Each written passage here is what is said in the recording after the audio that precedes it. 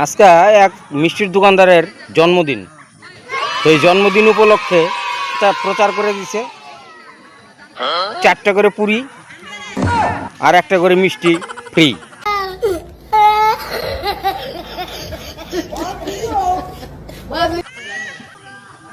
আমিও গেলাম ফ্রি খাই আসি। 4টা পুরি নিলাম, বুটের ডাল সেই টেস্ট, খাইলাম। খাওয়া দাওয়ার পরে লাস্টে একটা মিষ্টি দিল। বাড়ি আইতেছি, ম্যানেজার ডাক দিল, ও দাদা শোনেন শোনেন, খাবার টাকা দিলেন না। আমি গেলাম, খাওয়ার টাকা মানে? এটা তো প্রচার করছে পয়সা লাগবে না, বিনা পয়সার খাবার জন্মদিন উপলক্ষে। পুরি 4টা করে পুরি, একটা মিষ্টি লাস্টে খাইলাম, পয়সা কিসের? যেটা ফ্রি সেটা তো খাইছি নি। 4 প্লেট যে ডাল খাইলেন, এই ডালের জন্য দেন 100 টাকা, 25 টাকা প্লেট ডাল।